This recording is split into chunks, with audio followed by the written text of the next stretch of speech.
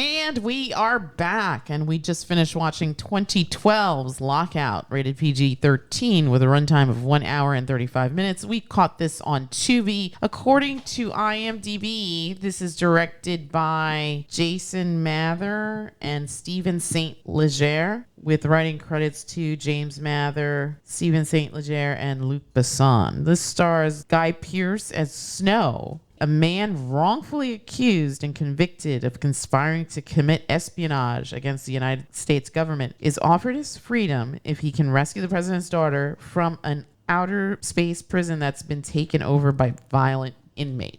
That is a good synopsis of that. You and I have seen this before, but this is the first time for the kids, so I'm going to start with them. Olive G, what did you think of the film? It was okay. It was just okay? Yeah, there wasn't anything special about it. No, fair enough. Did you like any of the characters? And if so, who was your favorite? I guess Snow and, whatever the hell her name is. Emilie?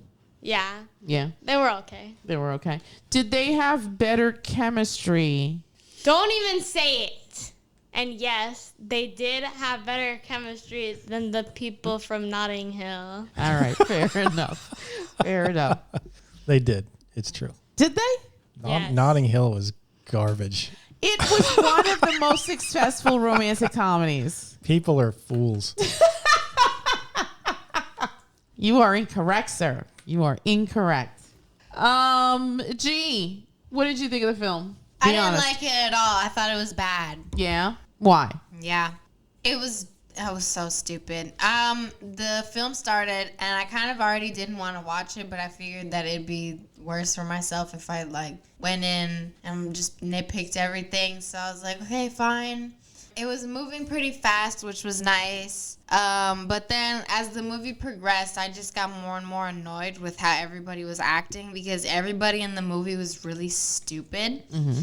And they never, I don't think anybody made any smart decisions whatsoever. And then there was the point in the film where the president's daughter is about to escape from the spaceship.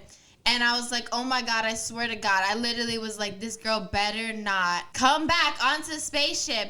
And guess what she does? She does. She gets back on the spaceship. God, so stupid. I didn't like any of the characters at all. There was that weird, like you said, the weird rapey guy who we didn't even get to see die. What? He gets punched in the face. That was not enough. His Heidel, yeah, right. He doesn't even deserve a name. Anyway, we can just call him weird rapey guy. Yeah, we didn't even get to see him die. He gets punched in the face once. He doesn't get what he deserves at all. Emilie was stupid. She gets a chance to escape, and then she comes back, and she literally tells the weird rapey guy, I'm on level 3. Because she thinks that, all of a sudden he's going to become a good person and not kill people. Mm-hmm. Okay. What the hell did she expect? What did you think of Special Agent Hawk? Oh, my God. That guy was the worst. Was that the Secret Service guy? Yes. Oh, my God. The only smart thing he ever did was kill himself. Yes. I agree 100%. He was stupid. Emilie was stupid. Do you think, wait, before you continue, do you think that he knew what he was doing when he shot at that control panel? Because he seemed really surprised at what was happening. He didn't know anything. He didn't know what he was doing when he did anything. You thought he was so clever when he shot that control panel. He was like, yeah. Mission accomplished. And yet, he is the reason that we are where we are. Everything in this movie is his fault. Absolutely everything is his fault. So Hawk was not a good character. Not at all. It was all Hawk's fault. It Blame really Hawk. was all Hawk's fault. Yeah. And in the words of Sam Jackson, I am glad he's dead, and I hope he burns in hell. What about you? What are your thoughts on this film? This film's okay. It's the definition of shut your mind off. Just go with it. Sort of popcorn ridiculousness. It's got a sequence in it with some of the worst special effects we've seen in a long time. Yes. That chase scene on the highway. Yes. Which looks like a really bad video game. Yes. It's terrible. Yes. They should have cut that whole scene out. I liked Snow. I thought he was fun with his he didn't care about nothing, just cracking jokes nonstop. Weird rapey guy I actually liked that actor, and he was he portrayed Weird Rapey Guy very well. Yeah. I was glad that we had the captions on. Yeah, Joe Gilgan. Is he Scottish or something? Or his accent is just... Oh, no, he's British. Oh, British? Yeah. Oh, whatever. His accent is practically indecipherable. Yeah. And it was so funny because his brother, played by Vincent Regan, had like a completely different British accent. Yeah. It was so funny. I'm guessing the brother was either born on vacation or maybe the other one was. Yes. I believe that is what happened. Yeah. I believe that is what happened. The reason why we're watching this is because we watched Escape from New York. And we're going to pair the two. We're going to pair these two. And the controversy with this film is that this film was sued by the makers of Escape from New York because there are some striking similarities in the plot. Mm-hmm. There's a character with basically one name, Snow, Snake. Both of them are convicted of crimes and offered a chance to escape their sentences if they participate in an extremely dangerous solo mission to infiltrate a prison, a unconventional prison, and rescue in the case of Escape from New York, the president, and in this film, the president's daughter. So, yeah, there are some pretty significant plot similarities there. So I could see why the case was brought. I mean, it's absolutely derivative. It's 100% derivative. I don't know if it's a straight up ripoff because there is enough going on in this film and Lockout that is Lockout, whatever. We don't really need to know. And Lockout that is different. Like there's things that are happening in Escape from New York that don't happen in this movie and vice versa. Mm-hmm. So yeah, I mean, I could see it. I could understand why this film basically lost all their judgments and now basically John Carpenter is laughing all the way to the bank making money for just sitting on his butt. Yeah. But I could totally have seen it go the other way. I mean, I don't have a dog in this race, so yeah. I don't really care. According to IMDb trivia, in October 2015, John Carpenter won a plagiarism case against Luc Besson over Lockout, proving clear similarities to Escape from New York 1981 and Escape from LA 1996. A French court ruled that enough similar distinctive elements from both Carpenter films were borrowed to merit a sanction. I agree with you 100%. I feel like it is derivative, but that there is enough distinction between Escape from New York. You know what? I haven't seen Escape from LA in a really long time. I'd have to sit and watch it again, but I feel like there's enough differences from Escape from New York to say that this is more derivative than an exact copy. Yeah. And then my thing is, so where is that line between plagiarism and homage? Because to me, I feel like they copied more than they needed to say that this is just an homage. Mm-hmm. To me, this is short of plagiarism, but far beyond an homage. Because an homage is just sort of like a nod or a wink to something from the past, mm-hmm. or some other aspect. Before aliens and predators became intertwined, there would be like, oh, look, there's an alien skull in the predator ship. Ooh, yeah, okay, there's a little homage. Mm. This was far beyond. I mean, I was counting on like 4 major plot points mm-hmm. that are identical. Mm-hmm. And not just... oh, he has one name. It starts with an S, mm-hmm. which is like, okay, they could have gotten away with that. Mm-hmm. But all that other stuff on top of that, it's a bit too much. You got to know when to draw that line. I don't know. I feel like I don't think I would have pursued this in a court of law, but I believe that Carpenter was asked to initiate this lawsuit. And it's funny because somebody else also ripped him off, but he didn't sue that person because he has a personal relationship with that person. Yeah. So what was that one? I forget I think it's a Japanese director. Oh, okay. Yeah, I can't remember. But back to this film, I enjoyed it. It's only an hour and a half, and from start to finish, I feel like it moves super quickly. It's almost too quick. Yeah, there's almost too much going. Like they really crammed a ton of stuff in the amount of time to the point where it was like almost ridiculous. Yeah. Like at the end, they basically free jump from a space station, which doesn't make any sense because there's no gravity in space, but they're hurtling towards the Earth. Mm-hmm. And they're there. And then less suddenly than 2 minutes. they're on the ground and getting arrested. And like barely a minute has passed. Yes. They land very nicely on the freeway. There was a lot going on, and that included an accident with the suit malfunctioning or getting hit in the head and falling unconscious, and then ejecting from their spacesuits. I think G was the one that brought that to everyone's attention too. Like time, it doesn't mean anything in this film. Yeah, it was almost like we were watching the film at 2 times the normal speed. But I still felt like I was entertained. I thought it was fun. I thought the script, I mean, it's not going to win any awards, but I felt like it was, you mentioned earlier, like just popcorn entertainment. I think that if you are looking for something that's not ultra violent, because it's not. I mean, there's some, there's some mayhem and mischief in this, but it's not on par with like Alien Romulus, I think was more violent than that this. was way gory. Yeah. And it was a better film. And it was way a better film. I do got to say, I feel like maybe I'm remembering it wrong, but I could swear there were some bits when I first saw it, because the first time I saw it, I believe I watched it on like Netflix or something. Mm-hmm. I could swear that the violence was more. I'm wondering if Tubi had a sort of like edited or sanitized version. Oh, you think so?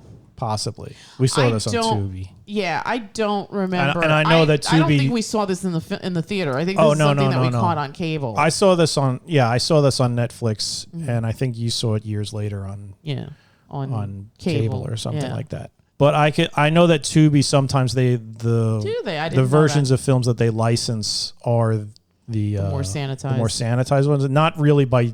Honestly, Tubi just grabs what they can. Sure. It's not like, because other films on Tubi will have everything in it. Right. But I feel like this one, like I swear when that guy got that collar put around his neck and his head exploded, I swear they showed that the first time. The first time I saw it. But I saw it a long time ago, but I could just be making that up. To me, it seemed like that would have been a good place for the guy's head exploding. Did you find this entertaining after all this time? I think I enjoyed it more the first time. Because it was new. And whatnot. But this gets the job done. It gets the job done. This is the sort of thing that you put on in the background. And you don't really care about if you missed something, like if you had to go to the bathroom or something. Right. You come back, it's like, okay, I could pretty much surmise what happened. Right. They try and I guess add a little bit extra with the whole mystery of this briefcase, but that was basically a MacGuffin. It had really no bearing on the story. What did you think of the other actors in the film? What about like Maggie Grace? She did her part. Yeah. Yeah. I mean, nobody's like, oh, this Maggie Grace film's coming out. Let's go see it. So she's like a character actress. What about Lenny James? I enjoyed Guy Pearce. Guy Pearce is almost always good in everything he is. He's always fun. He's excellent. I mean, Brimstone. Oh, Jesus Christ, Brimstone. Lenny James. He's got a small part, but Lenny James is always great as Peter Stormare. Always excellent, even in little bit parts. Yeah. Like I said, a weird rapey guy. Excellent. His character was loathsome and intentionally loathsome, and like I really liked the way that he played him with his weird, almost ape-like mannerisms. Like he kept like doing this thing with his mouth that like you see monkeys do in in zoos and whatnot. And this is anyone that doesn't believe that we descend from apes is only deluding themselves. Yeah. We absolutely do. I mean, of all the prisoners they could have had her interview, why did they pick that guy? There wasn't anybody less just loathsome. I mean, they could have interviewed his brother, who seemed more like a normal dude. I thought the brother would have even noticed that dumbass Secret Service dude kept his gun on during when he wasn't supposed to. But yeah, I think everybody did a decent job. Nobody's performance is really going to wow you. If anybody, it's Guy Pearce's show. For sure. And he is just... He's excellent in it. He's excellent because you normally see Guy Pearce playing these intense roles. Right. So to do and something this fun, is just some ridiculous chewing bubblegum and kicking ass sort of character. Yeah. So, yeah, I mean, that was like I could definitely see this character in a Carpenter film. Yeah.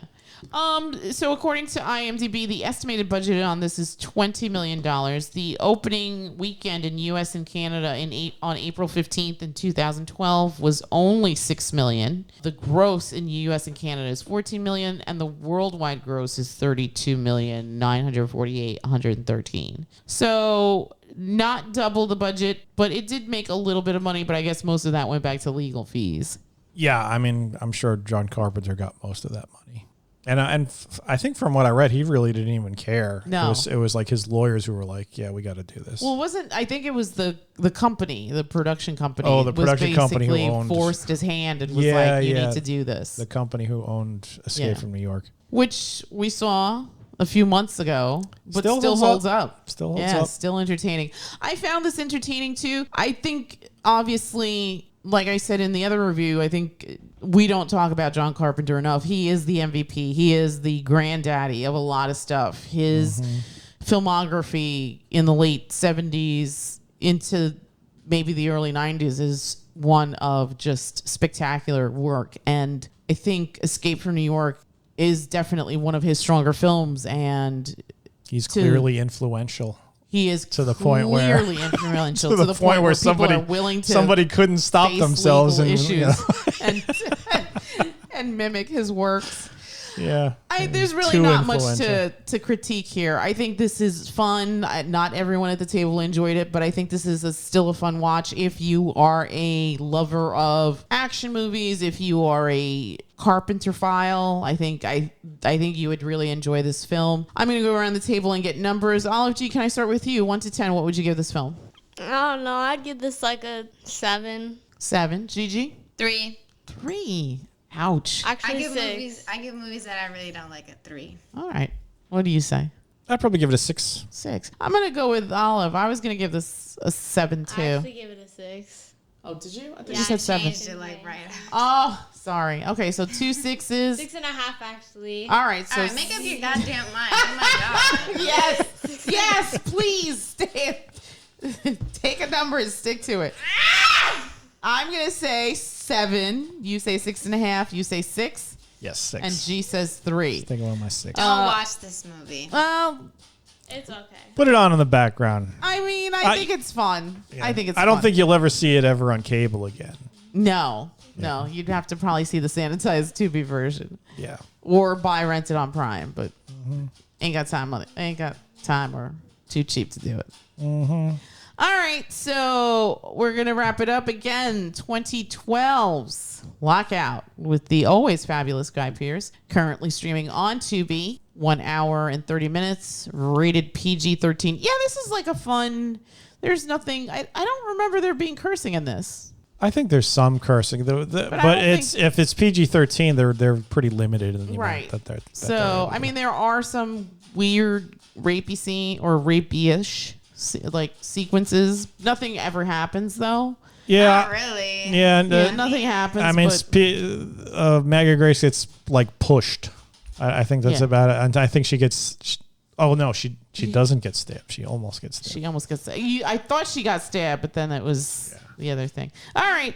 So again, if you want to see it, if you like action movies, if you're a film student, you should absolutely watch this because I think this was fun. I do agree with you though on the pacing, like slow it down a bit because some of it was super jarring. It's almost a little too much. Yeah. Too much too quick, which is weird because normally we're complaining about slow pacing. But this one is just like it was almost whiplash. frantic. But I mean, they got a lot of story in. And I think it was also nice because I felt like, at least for me, I was never bored. Like, I felt like the movie moved along so quickly that it was like, it was highly entertaining. And I just was like, I'm here for it. I'm here for it. All right. And once again, we will wrap it up. And don't forget to like, follow, subscribe, do whatever you have to. And comment.